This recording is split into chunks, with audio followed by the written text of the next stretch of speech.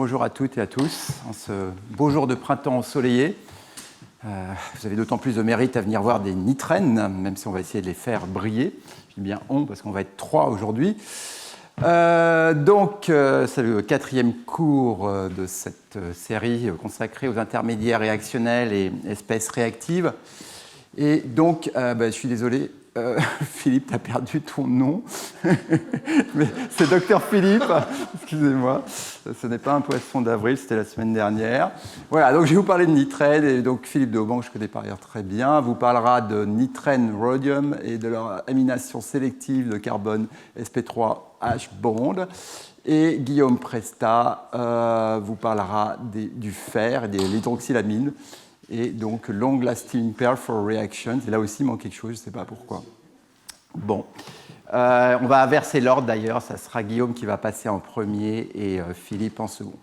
Bon, j'espère que mes slides suivantes vont survivre un petit peu mieux. Alors oui, juste pour revenir sur l'enchaînement de ces cours, parce que c'est vrai qu'on peut se poser la question, pourquoi avoir commencé par les carbocations, puis ensuite les carbanions, puis ensuite les carbènes, et aujourd'hui les nitrènes.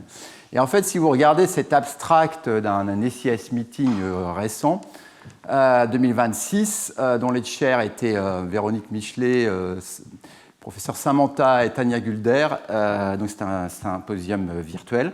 En fait, ils avaient exactement le même découpage, donc reactive intermediates, carbocations, carbanions, radicals, carbines, nitrines, and organic species. Donc vous voyez, c'est une espèce de, malgré tout, d'enchaînement assez logique.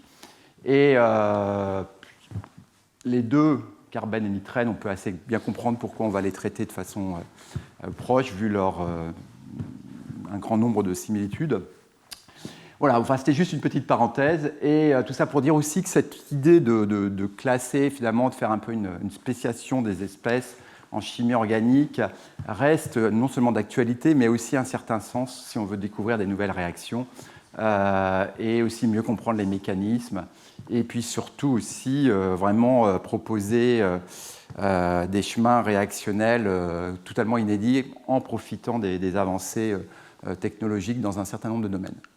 Alors, les carbènes, j'aime bien l'histoire de la chimie, je vais peut-être me spécialiser un jour dans ce domaine, mais c'est un petit peu plus compliqué peut-être de trouver l'histoire de la chimie des nitrènes, et pour cela il y avait une bonne revue par Philippe Dauban, et également d'autres, mais bon, visiblement un des premiers papiers, donc voici l'extrait, et par Thiemann, et qui s'intéresse à ce réarrangement de Lawson, il le cite, vous voyez, et où globalement c'est le Lawson arrangement tel qu'on le connaît aujourd'hui, c'est cette réaction où on va faire ce tosylate ici qui va se réarranger en isocyanate en présence d'une base. Et lui, ce qu'il remarque, c'est que s'il prend cette hydroxylamine amide et qu'il le distille à sec, donc des conditions évidemment à ne pas faire, il va en fait obtenir du CO2 et de l'aniline. Donc autrement dit, tout suggère qu'il est passé par cet intermédiaire isocyanate qui ensuite réagit avec l'eau et donne l'acide carbonique, le CO2, et également l'aniline. Et il écrit bien, a priori, le nitrène qui subit le réarrangement. Voilà, donc ça a été... alors le terme nitrène, par ailleurs, est venu très très tard dans la littérature parce qu'ils se sont appelés soit des azènes, soit des azylènes, soit des imine radicals, soit des azacarbènes, pourquoi pas après tout, soit des imido-intermédiaires ou des imidogènes. Imidogène est un terme qu'on retrouve assez souvent dans la littérature. Donc ça, c'est une discussion de 1964, donc ça a mis du temps avant de vraiment donner un nom à ces espèces. Un point qui est assez intéressant, c'est l'année 1951 où Smith va découvrir que les arylnitrènes en fait, peuvent être formés à partir des azotures aryliques correspondants, soit en chauffant, soit par photochimie. Et donc on peut faire des hétérocycles de cette façon, puisqu'on fait ce nitrène très réactif qui va faire par exemple une insertion CH. Donc globalement, ça c'était une date importante. Ça a été suivi par un certain nombre d'auteurs, dont un Breslau qui n'est pas le Breslau dont on a déjà parlé, mais qui est un autre Breslau. Voilà, donc ça c'est pour l'histoire. Donc après, si on parle de structure elle-même, en fait, vous avez cet azote ici monovalent à 6 électrons, donc il va avoir à gérer ces 2 doublés. Et là, pour ça, il y a plusieurs façons de le faire. Vous pouvez avoir un système open shell, donc triplé, et vous allez avoir un doublé, on va dire, non liant, et 2 électrons ici qui vont être chacun dans une orbitale p, et avec des spins parallèles. Ou vous avez le système closed shell, qui va correspondre donc à un état singulé de votre nitrène. Et dans ce cas-là, en fait, évidemment, tous les électrons sont avec des spins en antiphase. Donc, ce qui est important aussi, c'est que dans certains cas, sont mentionnés aussi l'open shell, l'état singulé, qui peut être soit modélisé, soit a priori déterminé, et qui va correspondre en fait à un état excité de celui-ci, puisqu'on va dans ce cas-là peupler une des orbitales p, mais avec là, les spins du coup en opposition. Donc les nitrènes, par certains côtés, donc évidemment ont beaucoup de similitudes avec, comme j'ai dit, avec les carbènes. Et ils vont faire assez facilement des insertions dans les liaisons CH, voire XH. Ils vont pouvoir faire des additions sur les doubles liaisons, on va le voir abondamment. Et puis on les voit aussi au travers un certain nombre de réarrangements. Par exemple, on va voir que le réarrangement de Wolf des carbènes ressemble beaucoup à celui de Curtius pour les nitrènes, hein, ou inversement d'ailleurs. Et d'une façon générale, ça va être des intermédiaires très électrophiliques, beaucoup moins stables que les carbènes, même si on peut voir, je vais vous montrer quelques exemples, ils ont pu être isolés, et ils ont une réactivité souvent quand même spécifique. Alors, j'ai essayé de trouver une belle citation décrivant les nitrènes un peu de façon limite poétique. Et alors, si on met ça sur l'IA, effectivement, on trouve des superbes citations. Et puis après, on demande la source. Et là, ça devient compliqué parce qu'on ne les trouve jamais. Alors, a priori, donc celle-là est sortie du livre Nitrène, qui est un livre qui existe parce que l'IA est débordante d'imagination pour vous trouver des fausses références. Et puis après, donc même si on pousse un peu plus loin, on lui dit « mais t'es sûr que c'est dans cet article ?» Il dit « oh non, excuse-moi, effectivement. » Bon, bref, donc ce que cette citation dit, c'est que ce sont des chemical chameleons, comme les carbènes, et donc leur comportement va être dicté par l'état électronique dans lequel ils sont générés, donc évidemment singulier ou triplé, va fortement dicter leur réactivité, ce qu'on peut comprendre, puisque tout de suite, si on est dans l'état triplé, on peut avoir une réactivité diradicalaire assez facile. Voilà, donc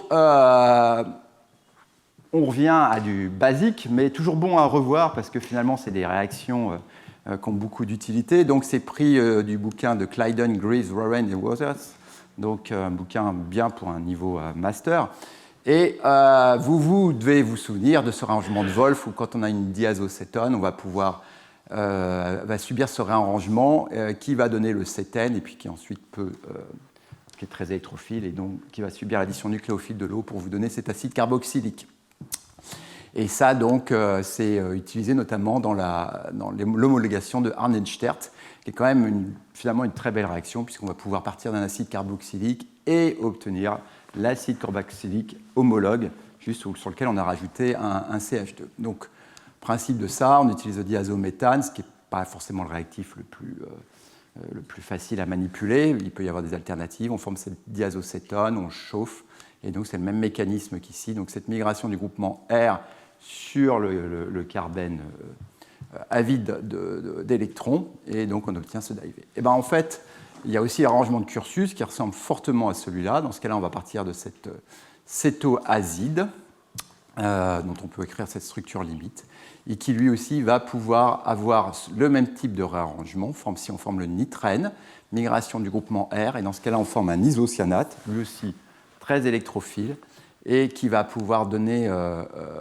si l'eau on a une hydrolyse avec de l'eau, on va pouvoir obtenir cet acide carbamique, et puis donc autrement dit l'amine. Donc c'est une bonne façon de dégrader un amide en amine, où on peut faire en fait un carbamate si on a un alcool maintenant ici. Voilà, donc là aussi deux réactions, trois réactions très utilisées, c'est toujours d'actualité d'ailleurs. Donc maintenant, la question qui se pose, c'est, quand on a ces intermédiaires réactionnés, il y a toujours eu ce questionnement, est-ce que je peux avoir un nitrène au fond d'un ballon et le montrer. Et alors, la liste ici n'est pas exhaustive. Effectivement, ça a été réalisé. Il y a un certain nombre d'exemples qui restent quand même limités. Parmi les plus marquants, il n'est pas surprenant de trouver une contribution du labo de Guy Bertrand. Hein. On parlait pas mal au dernier cours, beaucoup travaillé sur les carbènes, mais aussi lui finalement sur les nitrènes. Et il va utiliser un petit peu la même stratégie, c'est-à-dire de stabiliser un nitrène par un phosphore ici, donc pour donner un phosphinonitrène. Si vous vous souvenez, son carbène, un de ses premiers carbènes publiés avait aussi cette stabilisation par le don d'un doublé du phosphore sur le carbène. Bon, en plus, là, il avait un silicium. Ici, non. Mais donc, ils peuvent isoler ce nitrène, dont ils ont montré, a priori, qui a priori est singulé, qui a un déplacement du phosphore de 7,7 ppm, donc qui suggère qu'a priori, on a un P double liaison N, voire peut-être plus, mais donc N-P+, ici. Alors, comme on l'engendre, ça va être assez classique en UV. On photolyse ce dérivé azido, qui, lui, peut être obtenu à partir du phosphénium correspondant. Et donc, ce que je voulais dire aussi, c'est que voilà une structure RX. On peut faire réagir ce nitrène avec un isonitrile. On obtient ce carbodiimide, ici. Et puis, si ensuite on le fait réagir avec un carbocation, on obtient le dérivé de phosphore de départ qui peut refaire un cycle et ainsi de suite. Donc, il s'amusait à refaire toutes les étapes de la synthèse et aussi à montrer les différents intermédiaires potentiels. Donc, très bel article où il y a toutes les caractérisations RMN, RX, calcul et ainsi de suite. Calcul fait par Franking, je dois préciser. Plus récemment, deux papiers qui se ressemblent beaucoup ont montré par contre l'isolement d'un nitrène triplé. Et c'est souvent le cas dès qu'on a affaire à des nitrènes sur un aryl. Et là aussi, la même stratégie, on va faire la photolyse de ce N3, on va obtenir ce nitrène, qui lui, du coup, ne donne pas de signaux RMN, en donne en RPE, dont les propriétés magnétiques ont été étudiées. Et donc tout ça va dans le sens d'un nitrène triplé, qui, si on le chauffe à l'état solide, peut évoluer selon cette réactivité, donc cette insertion CH. Et ce nitrène 2, il est stable comme solide pendant au moins 3 jours, notamment s'il est, on va dire, stocké sous argon et à température ambiante, mais bon, donc il a une certaine stabilité. Alors évidemment, le fait qu'on ait ces spiraux indènes va aider, enfin fluorène, pardon, va aider à la stabilisation. Et c'est sur la même idée que en fait, le groupe là, de TAN va lui aussi isoler ce nitrène, là aussi triplé, donc il va encore augmenter l'encombrement stérique autour du nitrène. Même stratégie pour obtenir ces dérivés-là, qui est stabilisée par délocalisation. Hein. Il y a une densité de spin ici non négligeable quand on fait les calculs. Voilà la structure RX. Ils ont fait aussi les études RPE.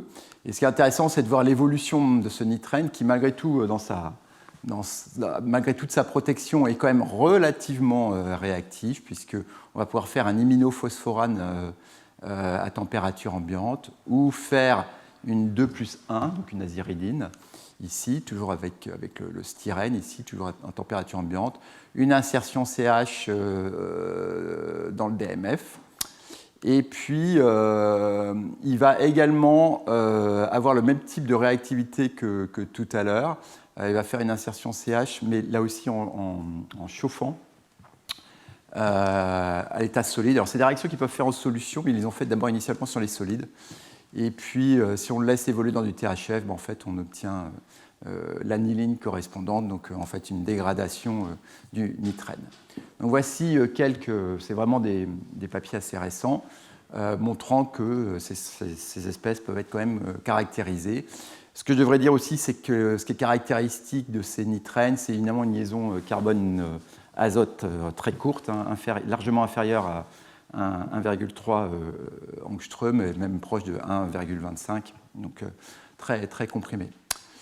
Alors donc, on a des espèces très très réactives, dont le potentiel synthétique, et je pense qu'il va être confirmé par mes deux collègues après, qui sont vraiment spécialistes de la manipulation de ces espèces et aussi d'avoir trouvé des nouveaux chemins pour les engendrer, c'est que la meilleure façon probablement de leur donner un peu, comme on dit en biologie, ou de leur donner un chaperon, c'est-à-dire autrement dit, leur mettre un peu un capuchon, et puis hop, quand on les met dans un milieu réactionnel, on enlève le capuchon et puis ça réagit. Donc là, ça va être un métal.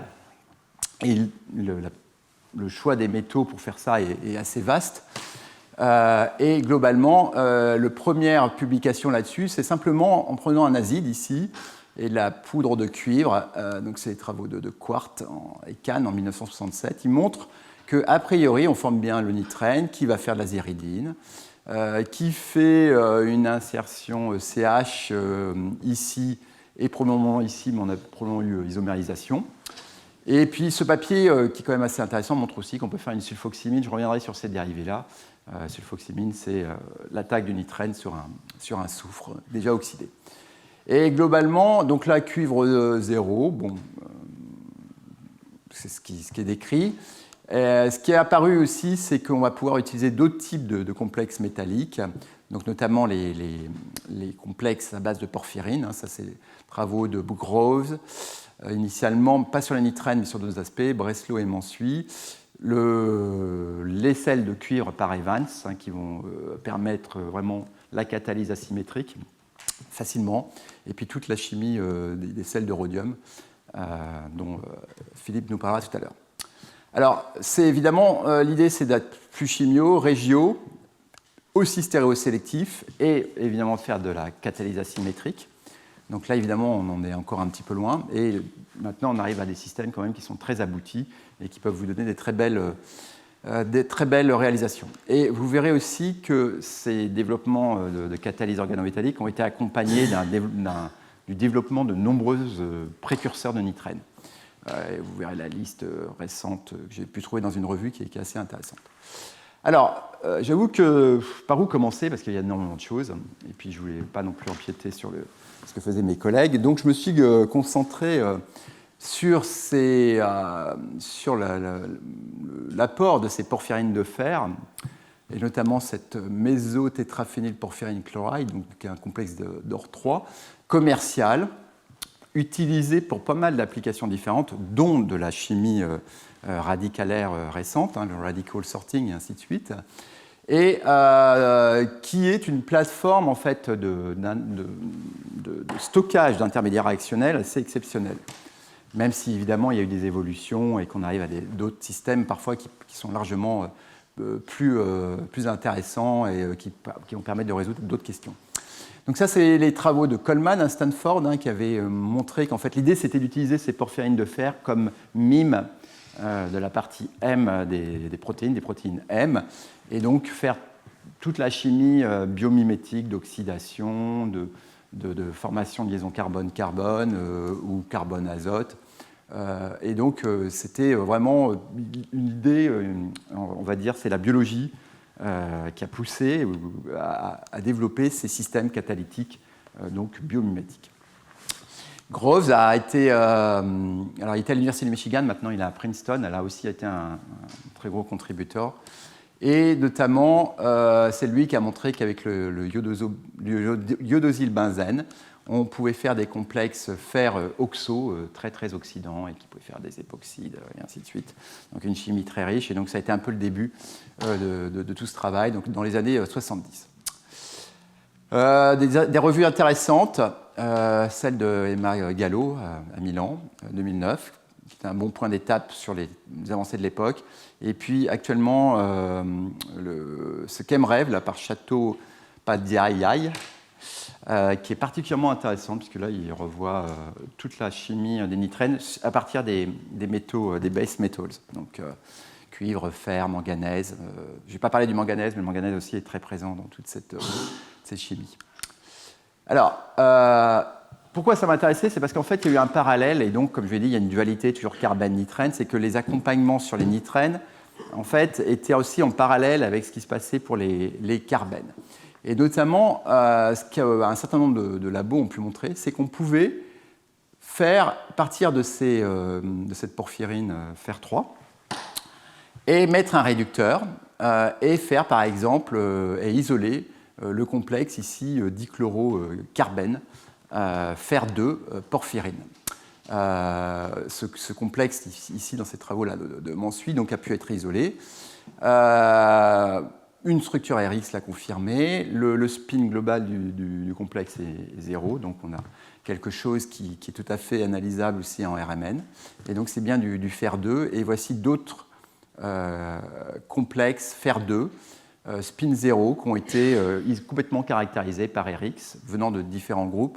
Notamment cette contribution très intéressante d'un groupe à Grenoble, là, du groupe de Latour et Sorokin, qui ont montré ce type de complexe. Alors pourquoi ces complexes de carbène sont intéressants? Parce que déjà, là, finalement, on jugule la réactivité très forte d'un intermédiaire réactionnel, mais on peut le libérer.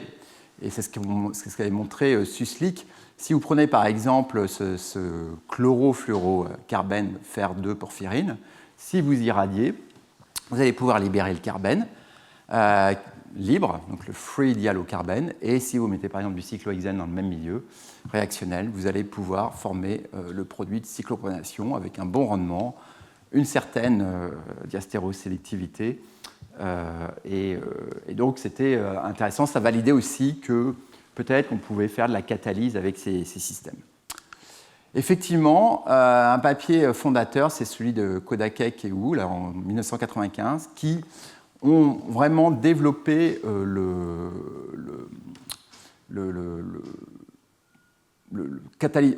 transfert catalytique de cyclopropane à partir des porphyrines, en prenant comme précurseur de carbène des composés diazo. Alors déjà, l'idée, c'était il y avait un certain nombre de choses qui avaient été faites en parallèle avec les porphyrines d'osmium 2, celles de rhodium 3. Donc globalement, on est isoélectronique, donc le fer pouvait fonctionner.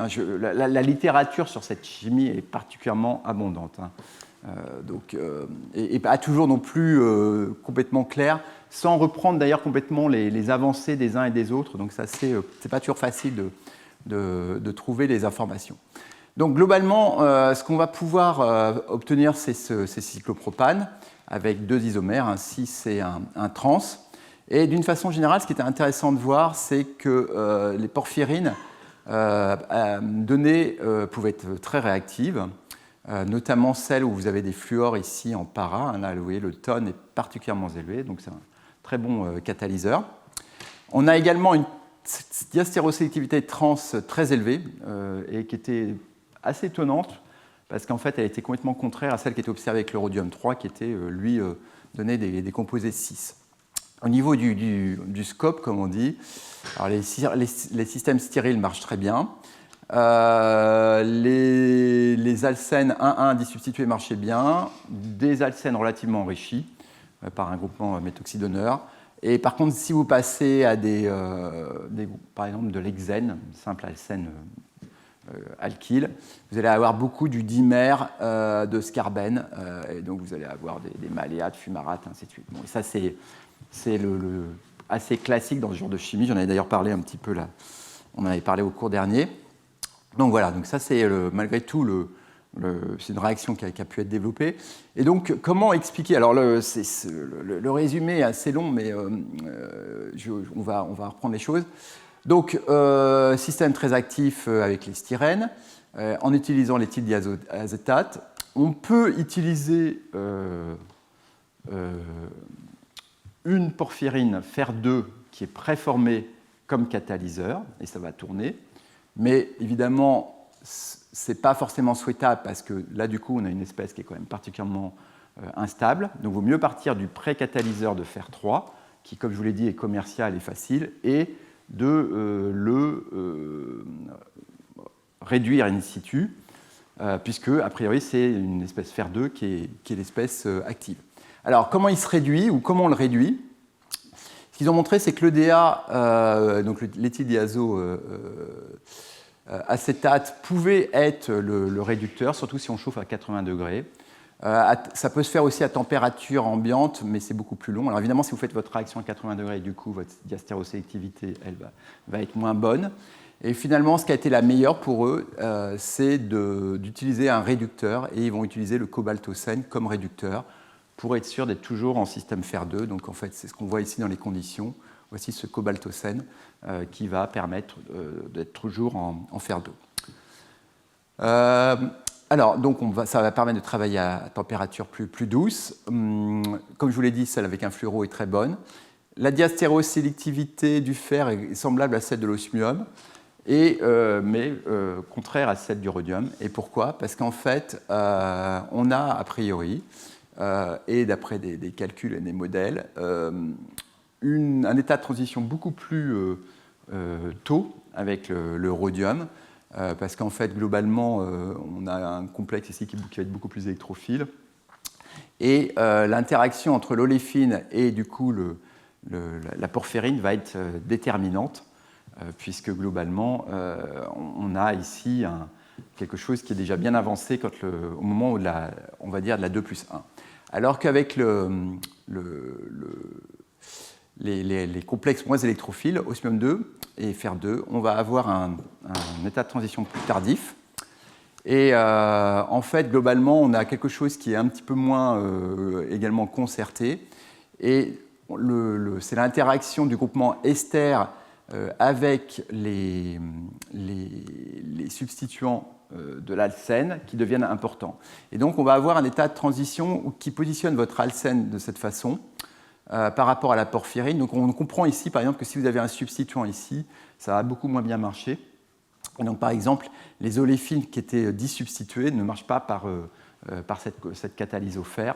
Donc, on a l'état de transition est singulièrement différent par rapport à celui du rhodium qui autorise ça, parce que dans le cas du rhodium, au contraire, on a un état de transition qui est qui a une géométrie très différente. Et ce qui va être important pour guider la diastérosélectivité ici, c'est l'interaction entre ce groupement R, soit qu'il soit petit ou large, avec le groupement ester. Et donc, d'une façon générale, on va privilégier plutôt cet état de transition où là, l'interaction est moindre pour obtenir ce produit trans. Donc, c'est ce qui a été proposé et globalement admis dans la littérature. Donc, on peut, en jouant avec le complexe métallique, contrôler des diastérosélectivités. Alors, donc ces porphyrines de fer sont intéressantes, je vous l'ai dit, pour piéger des carbènes, et un certain nombre d'applications très récentes ont été développées, et notamment, je ne sais pas si vous êtes tombé sur cet article là de Najib, a voulu vraiment établir une carte de la polarité des carbènes. Et ça fait quelques années qu'il travaille sur différents précurseurs de carbène, et dont je vous avais déjà d'ailleurs parlé la semaine dernière. Et là, finalement, il est arrivé à utiliser des composés dichlorés. Alors, il se trouve que, apparemment, il y en a 25 000 qui sont connus et il y en a 5 000 qui sont commerciaux. Mais sinon, vous pouvez les faire aussi assez facilement à partir d'un aldéhyde, en utilisant du PCl5. Et donc, en mettant du zinc, vous allez pouvoir former ce radical alpha-chloré, et globalement, en présence de la porphyrine, vous allez faire le complexe carbène identique à celui dont je vous ai parlé tout à l'heure, qui, lui, pris en présence de différents types de partenaires, va pouvoir réagir. Et donc maintenant, l'intérêt, c'est de classifier l'électronique de ce groupement R et comment ça va moduler la réactivité vis-à-vis d'une oléfine acceptrice, oléfine riche, vis-à-vis d'un partenaire de CH ou XH, donneur, accepteur, enfin plus ou moins riche. Et donc il va avoir 3 catégories de carbènes, soit des carbènes dits donneurs, soit globalement neutres, soit relativement accepteurs. Bon, alors, je veux dire, c'est relativement intuitif. Donc, donneurs, ça va être des carbènes nucléophiles, donc ça va être des groupements mésomères donneurs ou des alkyles. Neutres, aryles, et des hétéroatomes, type silicium, bore, donc phénylaryl, oui, ou chlore. Et puis accepteurs, dès qu'on a des groupements mésomères accepteurs, on va avoir des carbenes électrophiles qui vont donc réagir différemment avec ses partenaires. Le mode op, il est très simple. On prend un composé dichloro, on met l'accepteur, quel qu'il soit, la fameuse porphyrine, du manganèse comme réducteur, et on obtient le produit de cyclopronation. Ou alternativement, la porphyrine et du zinc, et dans ce cas-là, un petit peu d'iodure de lithium pour activer le zinc, et on obtient les mêmes types de produits. Ce qui est intéressant dans cette étude, c'est qu'en fait, il a étudié la corrélation de la réactivité avec un certain nombre de descripteurs du système, la plupart étant calculés. Donc là, HOMO et LUMO de ce complexe. Les shifts du proton ici et du carbone 13 ici. Un certain nombre de constantes de Hammett, de facteurs de résonance et fils. Alors tout ça, c'est relativement lié, ça se calcule. Pareil pour l'electron density, l'électronégativité, l'électrophilicity. Alors je lui ai écrit, je lui ai demandé quelle était la différence qu'il voyait entre l'électrophilicité et l'électronégativité. Alors l'électrophilicité, c'est en fait l'électronégativité plus la dureté du carbène. Donc voilà, donc tout ça, 13 paramètres, et en fait, par rapport à la réactivité, ça c'est intéressant de voir la figure, je ne l'ai pas montrée, mais il n'y a aucune corrélation évidente. Par contre, si vous sélectionnez les 4 qui sont en gras ici, vous allez commencer à avoir une relativement belle corrélation entre les valeurs obtenues et la réactivité du carbène. Et donc, ça c'est le carbène, les substituants du carbène, et les 4 points avec les 4 descripteurs. Donc vous voyez, pour certains cas, c'est très rapproché, pour d'autres, les 4 descripteurs donnent une réactivité, mais on est obligé de moyenner, et la moyenne, parfois, elle est quand même particulièrement dure à trouver. Mais donc c'est quand même relativement intéressant, et donc il retrouve cette notion de donneur, neutre et accepteur. Et d'autres graphes qui confirment que globalement, si vous avez un carbène et qui va être, il peut réagir soit avec une SiH ou une soufre H, et donc, ou avec une oléfine acceptrice, les carbones donneurs vont être plus réactifs ici en bleu. Donc les bleus ici, donc, les rendements ici vont être meilleurs que les accepteurs, et ici c'est l'inverse, et en fait les carbènes accepteurs vont réagir mieux avec ce type de réactif. On a des meilleurs rendements qu'avec les carbènes donneurs. Bon, c'est relativement intuitif. Alors si vous êtes intéressé par toutes ces évaluations de polarité, travail qu'il a déjà fait pour les radicaux, vous pouvez consulter ce site. C'est-à-dire que là, en fait, c'est du machine learning. C'est-à-dire que vous rentrez une structure et vous pouvez avoir une évaluation de la polarité de votre intermédiaire. Voilà. Alors, on va revenir sur les nitrènes, parce que c'est quand même aussi le titre d'aujourd'hui. Et donc, un des papiers très intéressants, c'est Breslow et Gell-Mann, qui montrent que effectivement, cette porphyrine permet de faire le transfert de nitrène, notamment en utilisant cet iminophényliodinane comme précurseur de nitrène. Et donc, on peut écrire cette équation très simple. Donc, on part du iodinane, on prend du manganèse ou du fer, on met du cyclohexane et on va avoir le produit d'amination. Et c'est une réaction qui est relativement décrite. Alors, c'est un chemcom, c'est assez rapide. On est loin des articles d'aujourd'hui avec 150 pages de SI. Mais intéressant, d'ailleurs, le terme nitrène n'est pas n'est pas mentionné dans l'article. Alors, allons plus loin dans l'histoire. D'où vient ce réactif ? Parce que finalement, c'est un réactif qui est utilisé abondamment.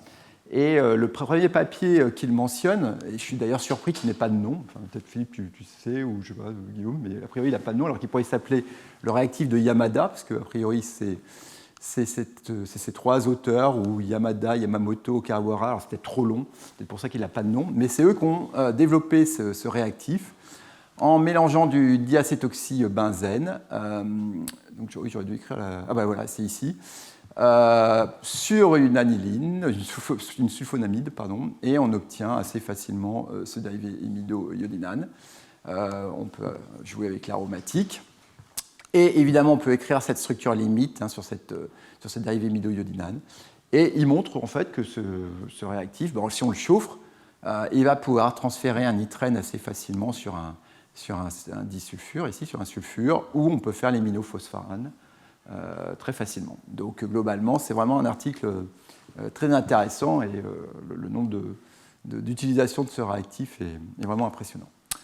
Alors, en parallèle, donc, ici Breslau, 1982, en parallèle donc, à Paris, donc à l'époque à l'ENS, donc par le groupe de Daniel Mansuy et un certain nombre d'autres chimistes connus, ils ont pu également montrer qu'on pouvait obtenir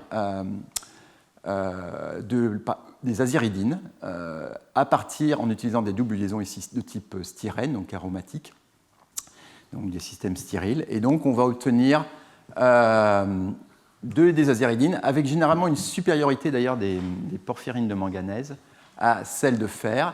Et l'autre, alors ce qui montre, c'est que le iodo benzène est formé de façon quantitative, donc on forme vraiment le nitrène de façon efficace. C'est après comment il évolue. Soit il est piégé par la double liaison, soit globalement il réagit, il est hydrogéné pour donner cette tosylamide, ainsi de suite. Donc globalement les rendements peuvent être bons. Le MODOP est d'une simplicité vraiment très simple, et on peut séparer donc, les produits qui sont stables et ainsi de suite. Donc, confirmation donc, de cette réactivité. Intéressant de voir, comme je vous ai dit, que les porphyrines de manganèse et celles de fer peuvent être assez différentes, mais que si aussi on joue avec les porphyrines, on peut avoir une réactivité différente. Donc, par exemple, si on les rend très électrophiles en mettant les orthodichlorophénylporphyrines, on va avoir 70% de CH-amination. Donc là, on n'a pas du tout d'aziridination, pratiquement pas. Si par contre on repasse à cette porphyrine manganèse TTP, on va avoir beaucoup d'insertion, mais un petit peu d'aziridination. Et si vous faites la même réaction avec celle de fer, ben là en fait vous inversez quand même de façon très significative le rapport. Donc le métal est très important et le ligand évidemment l'est. Okay. Et globalement, plus vous êtes électrophile, plus vous allez favoriser la CH-amination. Alors, maintenant, quelles sont les espèces réellement réactives dans ce type de chimie? Ce qui est intéressant de voir, c'est que le premier complexe fer-porphyrine nitrène a été isolé dans cet article, série d'articles JAX 82 et JAX 84, en partant en fait plusieurs voies pour accéder à ce cristal. Soit on part de la porphyrine avec fer 2, dont je vous ai dit qu'elle n'était pas forcément hyper facile à manipuler, mais enfin on peut la faire. Et on se débrouille pour engendrer le nitrène d'une façon autre, et on obtient le complexe, ou on se met en milieu oxydant de façon différente pour que en fait, le fer ici oxyde cette hydrazine pour obtenir ensuite, donc le fer du coup a priori il va être réduit in situ. On obtient donc le nitrène qui va réagir avec le fer 2 pour former ces complexes, et dans tous les cas on a le même complexe. Alors si vous regardez les RMN, c'est assez intéressant, hein, vous avez du shift des protons de 80,5 ppm à moins 15. Donc effectivement, il vaut mieux être vigilant quand on fait ce genre de RMN, parce qu'on peut passer à côté. Il n'y a que les aromatiques qui restent dans des régions à peu près compréhensibles. Et donc, justement, en mettant des deutériums sur les aromatiques, on enlève ces pics, il reste ces pics-là. Et ce qui est très intéressant, c'est que quand vous avez ce complexe, donc nitrène-fer, et que vous mettez de la pyridine D5, vous libérez le nitrène qui dimérise. Donc, on obtient donc ce dimère de nitrène. Et donc là, a priori, on a des complexes de fer 2 avec un spin beaucoup plus élevé. Alors la question est de savoir, est-ce qu'il y a une relevance catalytique par ailleurs? Est-ce que ces complexes fer 2 nitrène ont une viabilité catalytique? Alors c'est pas complètement évident, parce qu'a priori, un certain nombre d'articles ont été contradictoires. Et notamment, le mécanisme initial proposé, c'est qu'en fait, on passerait plutôt par un fer 5 imido, donc une espèce très très réactive, dont on peut aussi écrire cette structure limite, fer 4 avec un radical sur le tosylamide, et donc qui va réagir avec une double liaison. Addition du radical azoté, ici on forme ce radical qui ensuite retape sur l'azote, élimination du fer 3, donc le fameux rebound où on élimine le fer. Potentiellement on pourrait passer aussi par ce fer 5. Et ce qui est intéressant, c'est qu'il y a eu donc ils ont essayé d'isoler le potentiel complexe fer 5, mais en fait quand ils font ça, c'est-à-dire que quand on met un luminoiodinane avec cette porphyrine, on n'obtient pas ce complexe, on obtient ce complexe ici, qui a été cristallisé totalement caractérisé, notamment par Eriks. Et ce complexe 2 il est très stable, il est stable vis-à-vis de l'oxygène, alors il est haut spin. Et ce qui est intéressant, c'est que si vous le mettez à réagir par exemple avec un styrène ou autre, il ne va pas transférer le nitrène. Par contre, si vous le mettez dans les conditions de réaction, vous avez bien un cycle catalytique, vous pouvez refaire une laser-élimination par exemple, de façon catalytique. Donc, pas très clair exactement si cette espèce, en tout cas, si on passe réellement par ce fer 5 comme espèce active, parce que, en fait, ça voudrait dire qu'elle libère très rapidement son nitrène avant d'évoluer vers ça qui, lui, a priori, ne délivre pas le nitrène. Donc, ce n'était pas complètement évident. Très récemment, je suis tombé sur cette littérature qui a le mérite un petit peu de réconcilier la chimie des carbènes avec celle des nitrènes. C'est-à-dire qu'en fait, dans cet article, avant tout théorique, ce que dit Mandal, c'est que globalement, dans les M, dans les protéines M, on a besoin de réduire le fer 3 en fer 2 pour faciliter des réactivités de type carbène. Et ce qu'il dit, c'est que les complexes fer 3, ici, avec cette géométrie, sont totalement inactifs parce que globalement, on ne peut pas avoir une interaction fer-nitrène due à la très grande distance, alors que dès qu'on passe en fer 2, on va avoir un complexe plan ici qui peut beaucoup plus facilement interagir avec un précurseur de nitrène. Donc la barrière pour faire un fer 5 nitrène ici, comme on voit, donc imido, est très élevée. La thermodynamique, a priori, n'est même pas favorable, alors que maintenant, si on part d'un complexe fer 2 porphyrine, la barrière serait moindre et la thermodynamique, donc là c'est un fer 2, mais en fait on peut le comprendre comme un fer 4 imido, où votre azote est un ligand, on va dire, XX, quoi. Et cette espèce-là, elle serait relativement viable. Donc en fait, le complexe qui est ici est écrit de cette façon-là, donc fer 4 imido, ou fer 2 nitrène, ou fer 3 imidyle. Et l'expérience qui valide ça, c'est d'autres travaux donc, de Château-Padaillet, qui a montré qu'en partant... Alors, on peut toujours dire que ce n'est pas le même système, ce n'est pas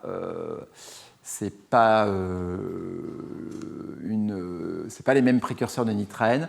Et là, on regarde une CH-amination, mais globalement, on peut faire cette amination benzylique ici, en utilisant cette porphyrine, qui évidemment n'est pas exactement la même.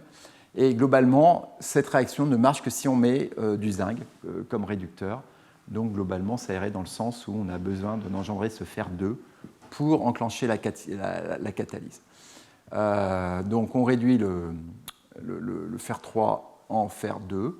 Là, il y a une erreur ici, mais globalement, on va transiter assez rapidement vers un fer nitrène qui peut ensuite, avec ce radical aminyle, va faire l'arrachement de l'hydrogène ici, former ce radical basylique qui va retaper ici sur l'azote pour former le produit. Donc à suivre, mais vous voyez, c'est des papiers très récents et donc il y a cette évolution, cette hypothèse mécanistique qui est quand même relativement intéressante. Alors l'autre apport très important dans les réactions d'azynération, c'est l'apport de David Evans à Harvard, qui a montré qu'un certain nombre de sels de cuivre, donc là on est vraiment dans le très simple, pouvaient faire les arénilations d'un certain nombre d'alcènes. Et ce qui est intéressant, c'est que ça peut être du cuivre 2 ou du cuivre 1, avec des rendements qui sont assez bons. Une diastéréosélectivité assez bonne, c'est-à-dire que globalement, la réaction est généralement stéréospécifique. Celui qui peut toujours être un petit peu plus compliqué, c'est tout ce qui est cis-stilbène, parce que là, globalement, c'est toujours le cas où on peut avoir des diastérosélectivités un peu étonnantes, pour plusieurs raisons d'ailleurs. Mais globalement, la catalyse au cuivre est plus stéréospécifique que généralement celle avec les porphyrines de fer ou de manganèse. Et ils ont éliminé a priori une voie radicalaire en prenant ce substrat ici, qui avait tout pour donner un produit d'ouverture, mais en fait, il forme bien le produit ici, d'aziridine, où le cyclopropane n'est pas touché. Et donc, globalement, a priori, un chemin radicalaire ou un formeresse radicale qui s'ouvre vite n'était pas confirmé. Et donc, c'est une chimie qui est assez générale, qui est assez facile à mettre en œuvre. Et surtout, évidemment, qui dit cuivre, en fait, ça se prête très bien à la catalyse asymétrique, parce que en utilisant des ligands bisoxazéline, vous pouvez avoir maintenant des complexes chiro qui vont pouvoir vous donner d'excellentes inductions asymétriques, par exemple sur ce type de système ici. Donc, vous voyez, 97% de... Donc ça, c'est le système Evans. Il se trouve qu'en parallèle, Jacobsen, lui, travaillait sur ces ligands-là pour la catalyse asymétrique et va lui aussi montrer qu'on peut avoir de la zidérination énantiosélective vraiment avec très efficace avec ce type de ligand dit basé sur un scaffold diamine. Alors, je ne parlerai pas de tous ces complexes au cuivre, mais voilà. Vous voyez qu'il y a eu beaucoup de développement, donc c'est intéressant. Il y a cet article de Beckley qui les reprend. Il y a des complexes chiro, d'autres moins. Ils ont différents types d'applications, mais bon, donc vous voyez que le ligand design a été abondant et régulier et d'ailleurs continu.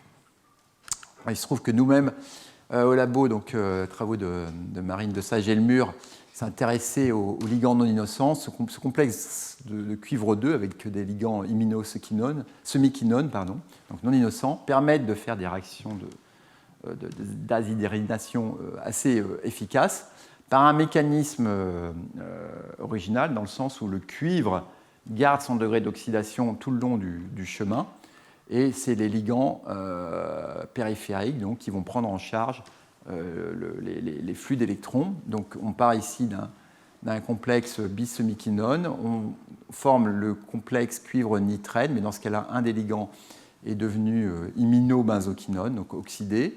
Ce complexe peut évoluer éventuellement vers un complexe bis-nitrène, donc dans ce cas-là, avec deux ligands benzoquinone ici.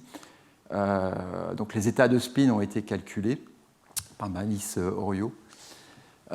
Et maintenant, à partir d'ici, on peut faire cette azéridination, a priori via addition du radical ici, parce qu'on a une densité de spin sur cet azote. Et globalement, ensuite, on forme le produit et ça peut refaire un cycle. Et donc, on retrouve l'état électronique du complexe mononitrène. Donc, ce qui est intéressant, comme je le disais ici, c'est de faire varier le degré d'oxydation des ligands qui passent donc d'imino-semi-quinone à imino-benzoquinone. Alors, plus ancien au labo, ce qui avait éveillé notre appétit dans les années 2000, c'était de montrer que des sulfoxydes pouvaient donner facilement des sulfoxymines, juste en utilisant des sels de cuivre 2, parce que le cuivre 1, comme vous le savez, est sensible à l'oxygène, et c'est potentiellement un problème. Donc si on peut le faire avec des cuivres 2, c'est facile. Donc les travaux d'Evans étaient très suggestifs de cette possibilité, puisqu'ils disaient que au vu que le iode 3 est assez oxydant, donc on va, donc l'iminoiodinane, on peut très bien imaginer, on peut vraiment facilement concevoir que si on a du cuivre 1, c'est plutôt le cuivre 2 qui résulte de l'oxydation qui va être l'espèce active. Effectivement, pas mal de sels de cuivre on peut être utilisés. Cuivre triflate, du cuivre Cl2 avec un peu moins d'efficacité, le cuivre sulfate non, cuivre ACAC ok. Bon, c'est une réaction qui marche assez bien. Ce qui est particulièrement intéressant quand on regarde bien, c'est qu'en fait elle est complètement chimiosélective. Il n'y a pas de, vous ne touchez jamais à votre double liaison, tout se passe sur le soufre. Qu'elle est stéréospécifique si vous avez un sulfoxyde homochirale, vous allez obtenir une seule sulfoxymine. Et en fait, globalement, votre nitrène va se mettre là où vous aviez votre doublé. Donc vous avez une rétention de configuration au niveau du soufre. Pourquoi ne pas pousser plus loin au sulfonimide? Et donc, il se trouve que 2 groupes ont travaillé sur cette chimie en même temps, et avec un certain nombre de personnes connues et présentes dans cette salle aujourd'hui. Donc, le groupe Malacria, Lacote, nous, on était intéressés par ces N-benzoyl sulfonimidamide en utilisant ce filio comme réactif, donc ce iodosylbenzène, et on peut effectivement former des aziridines avec un groupement sulfonimidamide ou faire réagir soit sur des sulfoxydes ou des sulfures, par exemple pour faire des sulfinylimines ici. Donc les rendements sont assez bons. Les diastérosélectivités étaient vraiment pas superbes. Ce qui était embêtant parce que l'idée c'était de faire un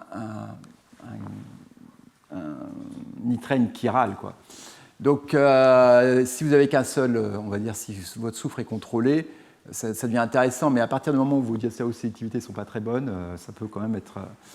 l'approche est un peu limitée. Et donc le groupe de Philippe à GIF travaillait aussi là-dessus, donc réaction très semblable, avec un peu les mêmes conditions, pas le même sel de cuivre, des bons rendements d'aziridine, et donc avec la contribution notamment de Camille Lescaut, ils ont pu rendre cette réaction très diastérosélective dans certains cas, notamment avec les acrylates, et notamment aussi en changeant l'agent de transfert de nitrène. Dès qu'on met ce groupement nitro et avec des acrylates, on peut obtenir des produits avec des bons rendements et des très bonnes diastérosélectivités. Et évidemment, si vous ouvrez cette aziridine, vous avez maintenant un aminoacide, donc un potentiel relativement intéressant. Donc, je ne parlerai pas de la suite des travaux de Philippe sur cette chimie, parce qu'il a fait beaucoup de choses. Nous plus. Alors, donc, comme je vous ai dit, les précurseurs de nitrène, si vous êtes intéressé par cette chimie, cette revue dans Chemagian est vraiment bien. Elle vous résume à peu près toutes les molécules, tous les substrats de départ qui ont été utilisés comme précurseurs de nitrène. On parlait de Smith par photolyse. Les hydrazines où on oxyde, et on va obtenir le N-nitrène ici. Et puis après, on peut libérer nitrène par ici, rupture par NO. Ici, là aussi par NO, on va libérer du CO2. Alors c'est soit thermiquement, soit photochimiquement, soit avec des métaux de transition. Donc Yamada, il est là. Les azyrines ici par Alper. Après, les méthodes in situ, des nitrosos ou des nitroxydes en présence de phosphite, généralement. Et puis, ces réactifs-là, Hmi et Zhang, ont été utilisés pour faire des réactions en catalyse à l'or où on a introduit un nitrène, en fait, sur le groupement insaturé, sur la triple liaison. Ça c'est intéressant, c'est Levin qui a introduit ces amides à effet anomère. J'en avais un petit peu parlé dernière, mais j'en parlerai bientôt. Et puis également ces composés-là, par exemple, par Hélène Lebel, qui en présence de base et d'un métal de transition va vous donner l'acylnitrène assez facilement. Aujourd'hui, j'ai retenu ce réactif-là de Willis, et vous allez voir pourquoi, parce qu'en fait, il nous revient toujours sur ces sulfoxymines. Alors, ces sulfoxymines, pourquoi c'est intéressant? C'est potentiellement des ligands, ça peut être aussi des molécules bioactives, c'est des bons,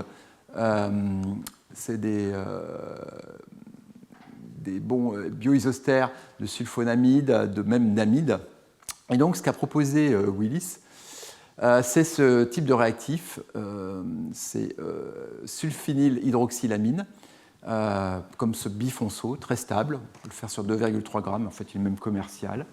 Et globalement, si vous mettez un grignard dessus, vous allez d'abord une première réaction de formation de carbone-soufre.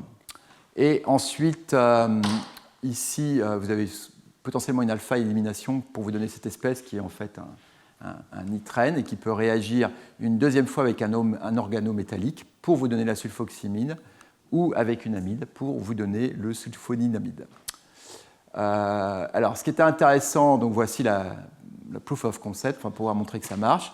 Donc, si on prend par exemple ce dérivé de départ et qu'on met ce grignard une fois, puis celui-là ensuite, on va pouvoir obtenir cette sulfoxymine, vous voyez, avec 83% de rendement. Ou si on met maintenant cette morpholine, ben on va pouvoir obtenir le sulfonamide ici avec un bon rendement. Et évidemment, ici, on finit avec un N- qui peut être encore piégé par un électrophile. Et donc, on peut, du coup, à partir de ce réactif, vraiment avoir un degré de fonctionnalisation important. On introduit 2 aromatiques, plus un substituant sur l'azote, qui peut être acyle, ici, ou pour former une urée ou une cyanamide. Et en parallèle, donc, on peut former différents sulfonimidamides. Alors le mécanisme, donc, bon, je ne vais pas rentrer dans le scope, mais vous voyez qu'on a une liberté assez importante sur les amines qu'on va pouvoir rentrer, et avec des molécules qui ont des profils pharma assez intéressants. Et alors, donc, ce qui était intéressant, c'est le mécanisme, comment ça marche. Donc, comme je vous l'ai dit, a priori, si on a une première étape, on va former la liaison carbone-soufre ici. Et si on met de l'acide triflique, on va pouvoir isoler ce dérivé qu'on peut considérer comme un sulfonimidate. Et ensuite, si on additionne un grignard dessus, on va en fait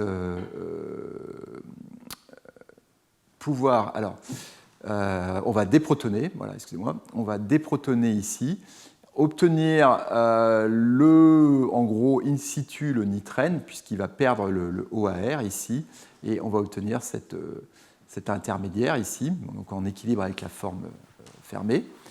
Et là, ce qui va être intéressant, c'est de voir le deuxième réactif qu'on additionne, comment il va réagir avec ce nitrène, et en fait, on a une forte différence de réactivité selon la taille du nucléophile. C'est-à-dire qu'avec un aryl grignard, on va avoir l'alkylation telle qu'on l'a présentée globalement sur le soufre, et on obtient la sulfoxymine sans souci. Mais par contre, si on met un grignard très encombré, comme du terbutyl grignard, ce que vous voyez, c'est qu'on obtient dans ce cas-là la sulfinamide, et on n'obtient pas du tout ce produit-là. Et donc, ce que ce produit suggère, c'est que dans ce cas-là, à cause de l'encombrement stérique, on ne va pas attaquer le soufre, mais on va attaquer l'azote, qui, de son caractère, on va dire, nitrène, est quand même électrophile. Et donc, c'est là qu'on va pouvoir quand même créer cette liaison carbone-azote. Donc, voilà une application donc, vous voyez qu'il y a une certaine imagination dans les précurseurs de nitrène, hein, comme je vous ai dit. Vous voyez que même dans les années 2000, on en a quand même beaucoup qui sont encore sortis. Et c'est probablement pas fini d'ailleurs. Et je voulais aussi vous parler d'un autre article très récent où on va pouvoir faire des sulfonamides par photocatalyse en partant d'une sulfinamide et en utilisant maintenant ce réactif ici qui va permettre d'introduire ce noyau NTS sur ce substrat. Donc là, c'est des sulfinamides, on va dire, non protégés ici. Alors, bon, comme il le dit, hein, ces réactions sont metal-free, puisqu'on utilise un organocatalyseur ici qui n'est pas métallique, hein, donc c'est vraiment un organophotocatalysateur, pardon, dans l'acétone, sous irradiation, irradiation quand même assez costaud. Et donc, on arrive à une réaction qui est assez générale. Alors, le mécanisme proposé, je vous le décris, j'ai envie de dire, il suscite quelques interrogations, mais donc il évoque la formation d'un complexe EDA entre le photocatalyseur, donc la fluorescine, et le substrat. Donc on a un donneur et un accepteur, et globalement, le donneur perd un électron pour donner un électron à cet accepteur, qui du coup va fragmenter. Donc le fragment ici qui va partir, c'est en fait ce carboxylate, et on va obtenir cet anion. Et donc ce carboxylate, lui, est oxydé, photo-oxydé, et ça va être protoné. Et il va en fait lui aussi être oxydé pour redonner un électron en fait au donneur, au photocatalyseur, puisque donc c'est le photocatalyseur qui est le donneur. Et l'étape importante pour la formation du sulfonaminamide, c'est globalement le doublet du soufre ici encore présent qui attaquerait donc de façon nucléophile ce radical cation azoté, et puis ensuite on a un arrachement d'un hydrogène par le terre-butyl pour obtenir ce produit. Donc c'est quand même des étapes assez cinétiquement qui posent question. Est-ce que vraiment le radical terre-butyl peut arracher quelle est la durée de vie de chacun des intermédiaires? Bon. Le fait est que la réaction marche, il n'y a pas de question là-dessus. A priori, l'établissement de cet EDA est assez vérifié. Donc, ce qui est intéressant, c'est le scope de cette chimie. C'est que globalement, donc, en partant il arrive à faire différents types de sulfonéminamide. Et notamment, il s'est amusé à prendre des médicaments qui ont un fragment SO2, NH2, donc des sulfonamides, comme par exemple ces anti-inflammatoires, comme le sélécoxib ici, et donc il va le transformer en sulfonéminamide qui lui-même devient un précurseur de nitrène qui pourrait être incorporé, faire réagir sous la forme de nitrène sur d'autres partenaires.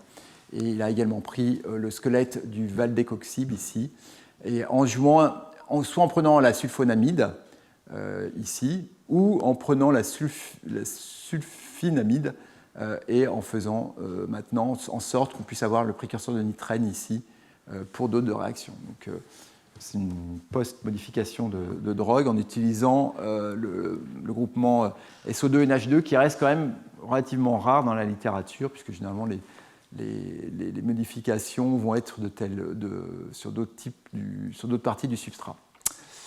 Et donc, une fois qu'on a ces sulfonéminamides, on peut les faire réagir dans des conditions classiques, j'ai envie de dire, soit pour faire de l'insertion, pour faire des liaisons SN, soit sur un sulfoxyde, soit sur un sulfure, ou également donc, sur ce disulfure ici. Ou on peut faire aussi des aziridines à partir de ces sulfonamides. Et quelque chose qui était intéressant, c'était le questionnement de savoir comment le nitrène ici, qui va être engendré, peut réagir sur un énine 1,6 comme cela. Est-ce que vous allez former une monoaziridine? Est-ce que vous allez former une diaziridine? Et en fait, ce qu'il observe, c'est quelque chose d'assez intéressant, qu'il appelle un peu une réaction de Poisson-Kahn. C'est que globalement, il va faire une 2 plus 2 plus 1, et il va obtenir ces pyrrolidines. Et ça marche relativement bien. Alors évidemment, c'est diastérosélectif, puisque là, vous allez établir une jonction 6 entre les deux cycles à 5, mais globalement, c'est assez original comme voie d'approche vers ces dérivés. Et donc, on a ce nitrène qui va réagir avec chacune des doubles et non pas qu'avec une seule. Voilà, donc pour aujourd'hui, je vais laisser assez rapidement la parole à mes collègues. Le cours prochain, en fait, je vous parlerai j'ai encore continué un petit peu sur la nitrène, mais pas que, mais notamment la photochimie, certains aspects de la photochimie des nitrènes, et notamment aussi des nitrènes par extrusion de diazote sur différents types de substrats, et notamment aussi leur utilisation pour faire ce qu'on appelle du chemical editing, et donc par exemple faire de l'excision d'un groupement azoté sur des squelettes. Et donc il y a pas mal de travaux récents qui sont parus, et notamment avec là aussi des nouveaux précurseurs de nitrène, comme ces amides bisanomériques là, de Mark Levin. Donc je vous remercie de votre attention, et puis donc on peut avoir une séance de questions, et puis après on passera là aussi au séminaire, on va faire une petite pause avant. Donc merci à vous.